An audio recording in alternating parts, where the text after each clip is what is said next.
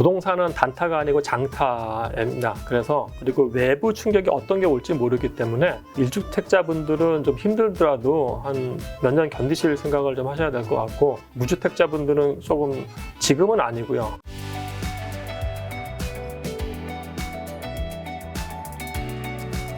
자, 기존 상승장에서는 아무래도 상승기여서 좀 묻지마 투자 같은 게 좀 가능했다면, 지금은 단순히 이제 가격만 보고 투자해서는 좀 안 된다고 생각하는데, 우리가 그동안 가격만 보느라 혹시 놓치고 있었던 게 있다면 뭐라고 생각하세요, 교수님께서는?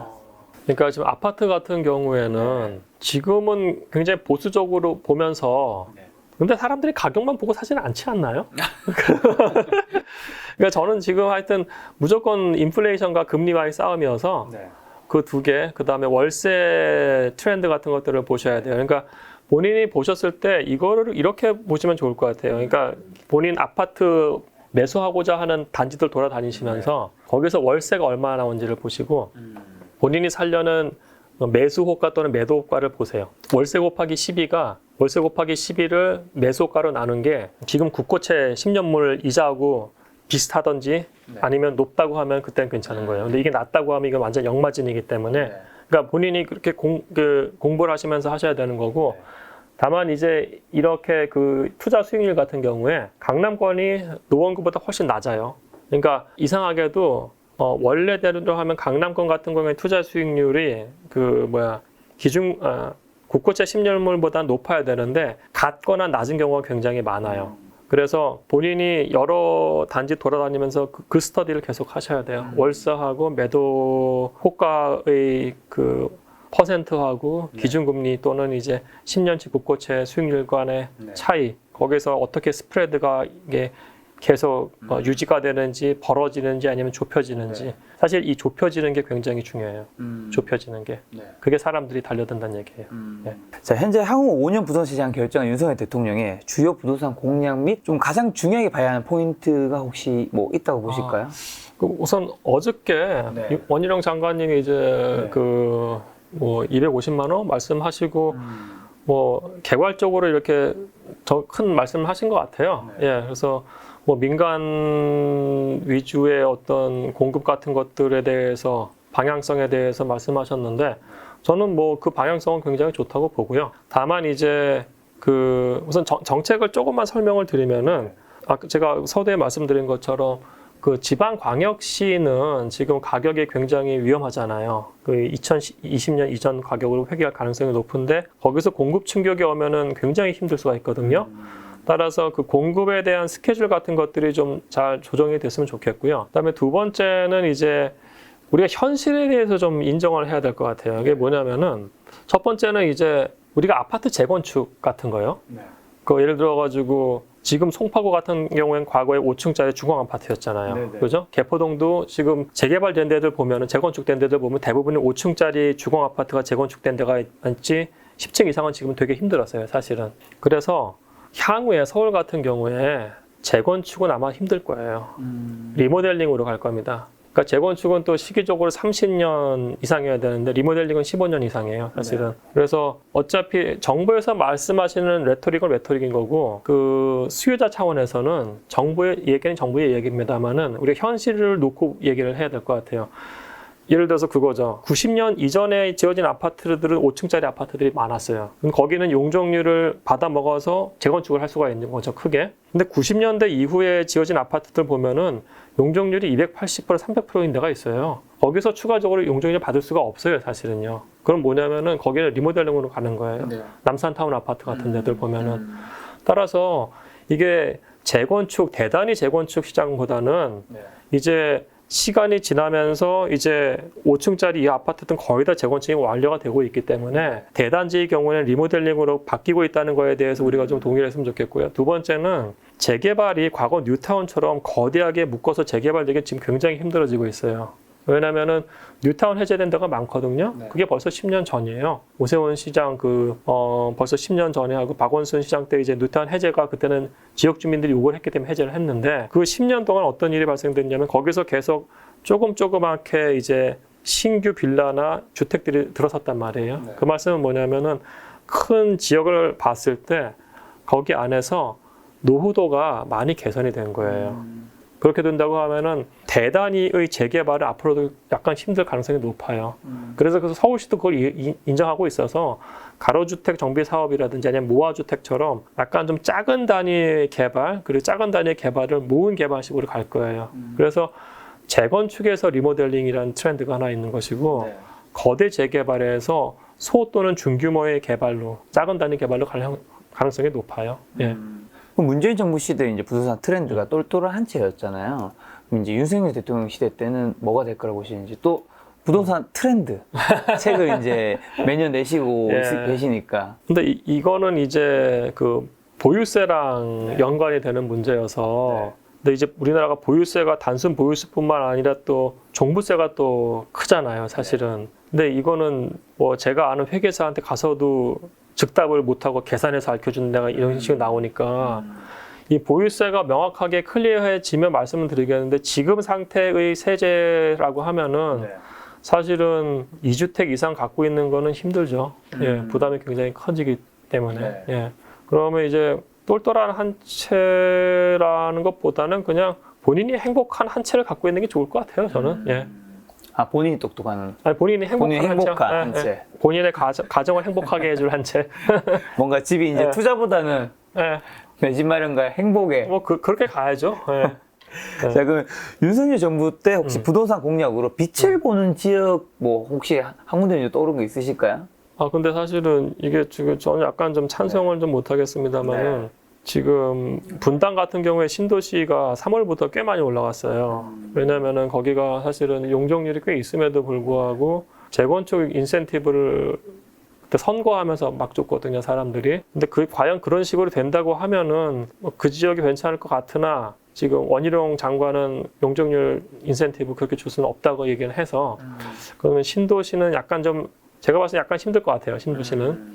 그럼 이제 이 서울 안인데, 그럼 서울 안에서는 지금 우리가 아파트 시장하고요, 토지 시장하고 분리해서 보셔야 돼요. 아파트 시장, 지금 아파트, 뭐 무슨 아파트는 사실은 아까 계속 말씀드린 것처럼 지금 하락이 시작되는 형국이기 때문에 그거는 투자 타이밍은 아니에요. 다만 이 토지 시장은 얘기가 달라요.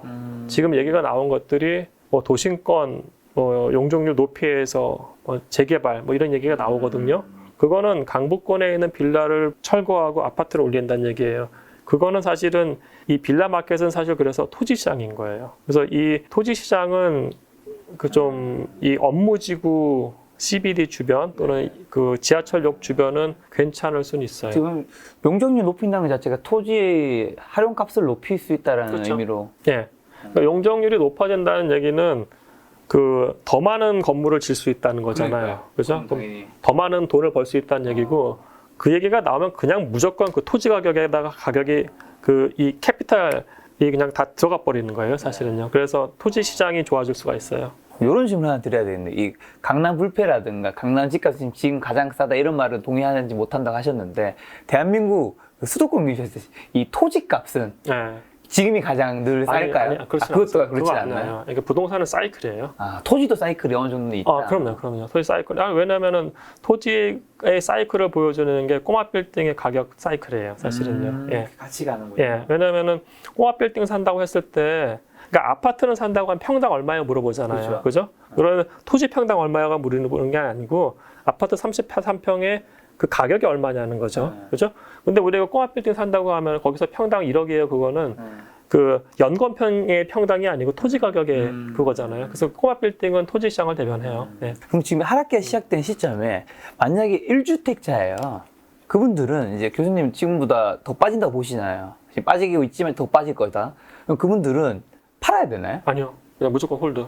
왜요? 아니, 더 빠질 거면. 근데 사실은 네. 저는 하여튼 부동산을 한 채는 갖고 있는 게 좋다고 생각하는 인간이기 때문에, 그럼 본인이 이제 다른 데로 다른 물건을 지금 잡을 수 있어야 되는 거죠, 사실은요. 그래서 섣불리 그렇게 움직이시면 안 될 것 같아요. 그러니까 예를 들어서 그거예요. 그러니까 2020년 코로나 사태는 누구도 예상을 못했던 거예요. 근데 당시에 미국 그 주택 가격 트렌드를 보세요. 2019년 후반에 꺾였어요. 사실 우리나라도 2019년 후반에 꺾였었어요, 사실은요. 근데 이러다가 갑자기 코로나 사태 터지면서 유동성으로. 그래서 경기는 되게 안 좋은데 유동성 때문에 또 이렇게 된 거라고요, 사실은. 그러니까 이런 언제 터질지 모르니까. 외부의 셔크라는 게 어떻게 나올지 모르기 때문에 함부로 부동산을 팔고서 갈아타기, 부동산 갈아타기가 제일 위험한 전략이에요. 예. 한마디로 시대가 어떻게 바뀔지 모르기 때문에 그 시대에 오르든 떨어지든 같이 타는 그냥 집 한 채는 갖고 계시는 계속 게, 갖고 가는 게 낫다. 예.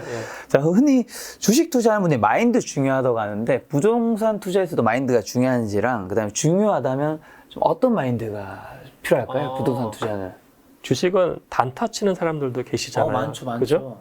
단타가 가능한데 같이 투자하시는 분들은 굉장히 오랫동안 홀딩 하시죠. 부동산은 우선 단타가 안 돼요. 부동산도 그냥 가치 투자로 장기로 가셔야 되는 거니까 부동산은 그냥 장타 위주의 전략으로 가셔야 돼요. 예. 그리고 이제 이게 지금 세제 및 다른 여러 여건들이 있기 때문에 이거를 재화 측면도 당연히 있고 그 굉장히 중요하고 가격 올라야 되는 게 맞습니다만은 본인이 가구를 잃고 가정이 있다고 하면 자꾸 말도 안 되는 얘기 하고 있는데 본인이 생각하는 행복의 가치를 추구하는 주택이라고 하면은 저는 그냥 거기서 그 가치도 굉장히 중요한 것 같아요. 그렇죠, 예. 그러니까 제가 좀 다른 말씀입니다. 제가 사실 분당에 좀 오래 살았었어요.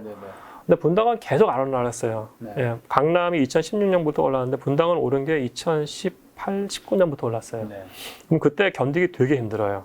예, 저 팔고 저로 갈아타, 이 생각 계속 하는데, 근데 저는 사실은 그때 이제 제 가정이랑 굉장히 행복했던 기억이 있기 때문에, 거기서 대단한 캐피탈 게인을 얻고 그러진 않았습니다만은, 그 가치가 되게 소중한 것 같아요. 예.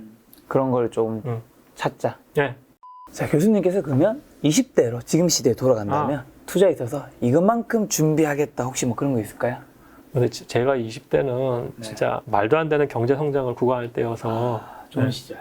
그때는 완전 좋은 시절이었죠. 여담입니다만 그때 이제 과외가 가능해지면서 제가 과외 2개를 했어요. 그때 하나가 30만 원이었거든요. 그럼 제가 60만 원 번 거잖아요. 대기업 과장 월급이었어요. 그게 90년에 개포동 아파트 평당 100만 원 시절. 네.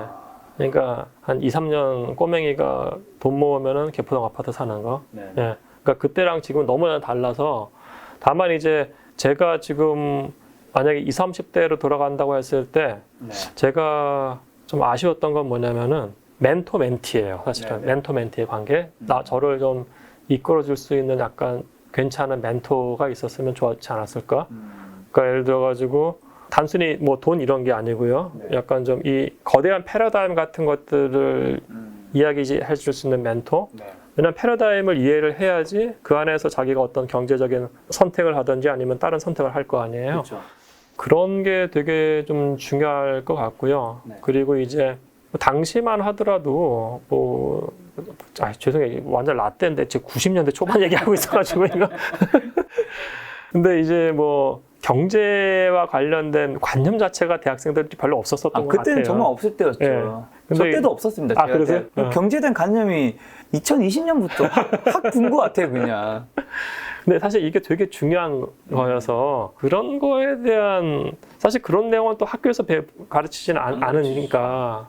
근데 이게 되게 중요한 거거든요, 사실은요. 그리고 예를 들면 직업 구할 때도 사실 진짜 직업 구할 때 내가 좋아하는 일도 중요하고 복지도 중요하고 다 중요하지만 진짜 무조건 두 손가락에 들어가는 건 사실 돈, 연봉이라는 게 굉장히 중요한데 저희 때만 해도 이제 너무 돈만 추구하지 마라. 이런 얘기도 굉장히 많았잖아요. 그래서 저는 지금 좀 그러니까 젊은 분들한테 말씀드리고 싶은 거는 이제 그래도 지금 이제 정보가 굉장히 많은 사회니까 그렇죠. 본인이 꼭 친밀하지 않더라도 어떤 자기가 따르는 정말 괜찮은 멘토 그리고 이제 본인이 이제 계속 스터디를 하면서 이 거대한 패러다임 같은 것들을 이해하는 거 그러니까 약간 진리를 추구한다고는 좀 그렇습니다만 하여튼 이 공부하는 자세 이런 게 좀 중요할 것 같아요. 내 나침반이 되어줄 수 있는 사람이 멘토가 있어야 되고 어떻게 보면 또 그런 사람이 있다 하더라도 내가 찾지 않는다면 그렇죠. 그런 분도 없는 거니까. 결국은 자기 개발이 돼버렸네요. 그리고 그런 분들 여러분 김작가 TV에 많은 분들 나오시니까 거기서 한번 찾아보시면 될 것 같고요. 또 그런 나침반 역할을 하기 위해서 교수님도 요즘에 유튜브 채널을 하신다면서요? 그러니까 제가 원래는 그 데이터를 보는 인간이어서 매년 이 트렌드 책 계속 쓰면서 데이터를 계속 봤어요. 근데 이제 이런 것들을 좀 공유하고 싶은 생각이 좀 커서 지금은 이제 짧게 이제 데이터와 관련된 부동산 시장에 대해서 좀 말씀을 나누고요. 나중에는 제가 하고 싶은 건 이제 오픈 데이터 운동이어서 데이터 같은 것들 계속해서 오픈하고 싶어요. 네. 교수님, 이거 다른 채널 나가서 이제 유튜브 딱 물어보시면 항상 먼저 채널명부터 얘기해야 돼요. 아, 그래요? 그래야지 시청자분들이 자꾸 아. 검색을 하죠. 아, 예. 채널명을 얘기 안 해주면 아무도 모르잖아요. 지금 교수님이 이제 다른 쪽의 전문가신데 유튜브는 초보셔서. 그렇죠. 유튜브 거의 어린이라고 할 수 있습니다. 네네. 채널명이 어떻게 될까요? 채널명은 김경민의 노트고요. 네. 자, 지금 집값이 굉장히 이제 하락기로 이제 진입할 것 같은 이런 시점에 무주택자분들은 어떻게 보면 또 내가 언제 집을 사야 될까? 뭐 그런 걸 이제 노리면서 이제 공부 많이 하고 계실 것 같고, 또 1주택자분들은 정말 떨어지는 게 아닐까 이렇게 노심초사하실 것 같은데, 마지막으로 저희 시청자분들에게 꼭 해주고 싶은 말씀이 있다면. 부동산은 단타가 아니고 장타입니다. 그래서 굉장히 좀 기다리는 자세가 중요할 것 같고요. 그리고 외부 충격이 어떤 게 올지 모르기 때문에 1주택자분들은 좀 힘들더라도 한 몇 년 견디실 생각을 좀 하셔야 될 것 같고, 무주택자분들은 조금 지금은 아니고요. 한 1년이나 2년 후에 본인이 생각하는 가격대가 왔었다고 했을 때는 그때는 들어가셔도 좋지 않을까 그렇게 봅니다. 네, 교수님과는 또 올해 연말이나 내년 초에 2023을 대비해서 그때 또 인터뷰 준비 한번 하도록 하겠습니다. 오늘 만남의 손님 김경민 교수님이었습니다. 지금까지 여러분 소중한 시간 함께 해주셔서 정말 감사합니다. 오늘도 금작가였습니다. 고생 많으셨습니다. 감사합니다.